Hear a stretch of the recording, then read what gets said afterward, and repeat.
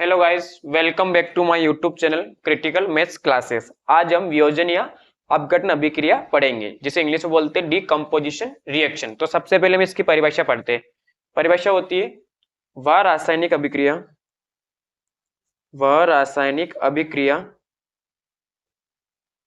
वह रासायनिक अभिक्रिया जिसमें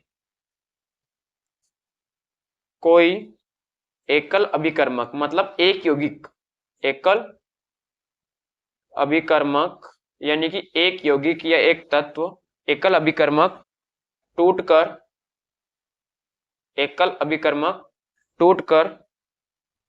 दो या दो से अधिक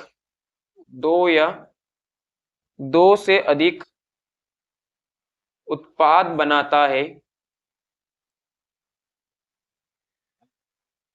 वियोजन अभिक्रिया कहलाती है। मतलब वो अकेला पदार्थ होता है, वो क्या छोटे छोटे हिस्सों में डिवाइड हो जाता है, वियोजन अभिक्रिया कहलाती है।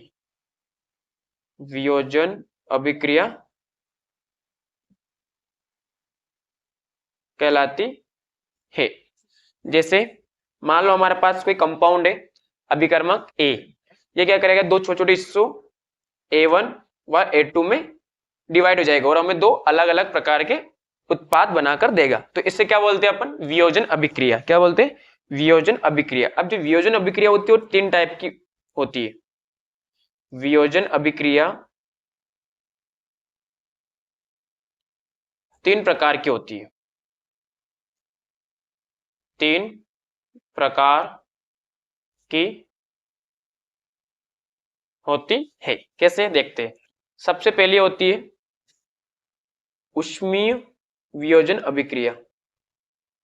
उष्मीय वियोजन मतलब जो उष्मा की उपस्थिति में। तो उष्मीय वियोजन अभिक्रिया कैसे बोलेंगे अपन, जो अभिक्रिया उष्मा के द्वारा होती है, जो अभिक्रिया उष्मा के द्वारा होती है या उष्मा की उपस्थिति में कोई अभिकारक दो या दो से अधिक भागों में डिवाइड हो जाता है, उसमें क्या बोलेंगे अपन, उष्मीय वियोजन अभिक्रिया। जैसे एग्जांपल देखते हैं हम, यदि हम आयरन सल्फेट यानी कि FeSO4 को क्या करते हैं, उष्मा की उपस्थिति में गर्म करते हैं, तो क्या करता है, हमारे पास क्या बनता है, ferric oxide Fe2O3, sulphur dioxide और सल्फर ट्राइऑक्साइड उत्पाद के रूप में। मतलब देखो ये अकेला अभिकर्मक तीन छोटे छोटे उत्पादों में क्या हो गया, विभाजित हो गया या टूट गया। तो इसे क्या बोलेंगे अपन, उष्मीय वियोजन अभिक्रिया। इसका नाम क्या होता है, फेरस सल्फेट या आयरन सल्फेट। तो देखो यहां से हम एक यौगिक का नामकरण कर रहे हैं SO4, यानी जिस भी यौगिक के पीछे क्या लगता है, SO4 लगता है, तो हम उसका नाम क्या लगाएंगे पीछे, सल्फेट।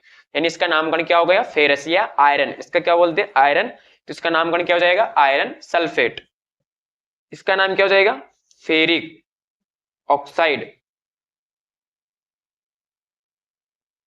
और इसका नाम क्या है, सल्फर, जिसके पीछे दो लगे उसे बोलते हैं डाई, सल्फर डाइऑक्साइड। और इसका नाम हो जाएगा सल्फर, तीन परमाणु के लिए क्या लिखते हैं अपन, ट्राई, सल्फर ट्राई ऑक्साइड। ठीक है, तो ये क्या हो गया हमारा वियोजन अभिक्रिया का पहला एग्जांपल। अब सेकंड प्रकार में होता है विद्युत वियोजन। विद्युत वियोजन,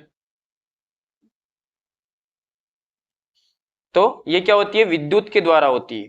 ये क्या होती है, विद्युत के द्वारा होती है, या क्रिया विद्युत के द्वारा होती है, या अभिक्रिया विद्युत के द्वारा होती है, या विद्युत की उपस्थिति में होती है। जैसे इसका एग्जांपल देखिए अपन, यदि हम जल को विद्युत की उपस्थिति में करवाते हैं अभिक्रिया, तो क्या देगा, दो छोटे छोटे उत्पाद हमें हाइड्रोजन और ऑक्सीजन अलग अलग देगा। ठीक है, अब इससे पहले जो रिएक्शन पर उसको हमने संतुलित नहीं किया, तो सबसे पहले इसको संतुलित कर लेते हैं। देखो यहाँ पर Fe कितना है, 1, और यहाँ Fe कितना है, 2। तो सबसे पहले यहाँ Fe कितना करना पड़ेगा, हमें 2 करना पड़ेगा। तो जैसे हमने Fe 2 किया, तो यहाँ पर सल्फर भी कितनी हो गई, 2, और ऑक्सीजन कितनी हो गई, 8। तो यहाँ ऑक्सीजन कितनी है, 3 और 2 5 और 3 8, तो ऑक्सीजन 8 हो गई है। सल्फर कितने, 2, तो यहाँ पर भी सल्फर कितनी हो गई, 2। तो इस प्रकार हमारी अभिक्रिया संतुलित हो गई।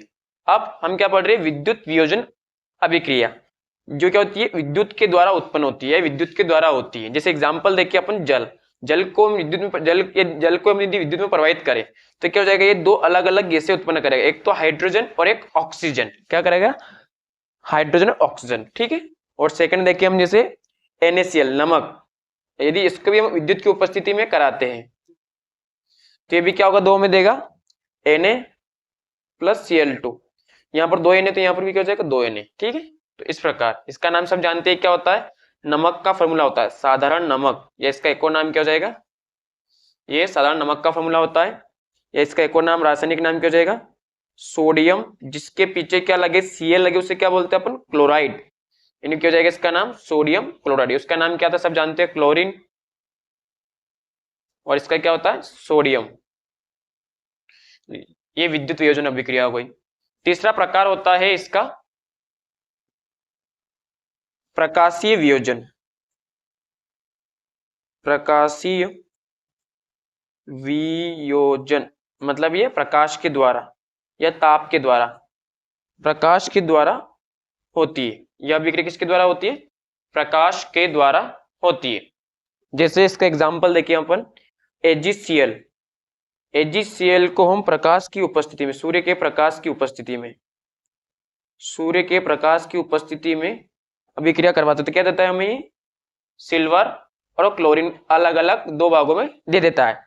तो अब देखो अभिक्रिया संतुलित है क्या, संतुलित नहीं, यहाँ Cl कितने 2 और यहाँ कितने Cl 2, सॉरी 1, तो यहाँ 2 करने के लिए हम क्या करें 2 से गुणा करें। अब जैसे हमने यहाँ 2 से गुणा किया तो यहाँ पर 2 इजी हो गए, तो यहाँ पर भी क्या करने पड़े हमें 2 करने पड़ेंगे।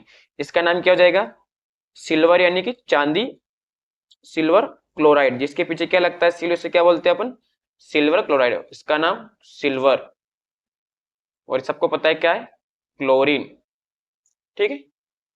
इसके बाद दूसरा एग्जांपल है, ये पहला एग्जांपल है इसका, और दूसरा है AgBr। यदि इसको भी हम सूर्य के प्रकाश की उपस्थिति में कराते हैं, सूर्य के प्रकाश, तो ये भी क्या बनेगा 2Ag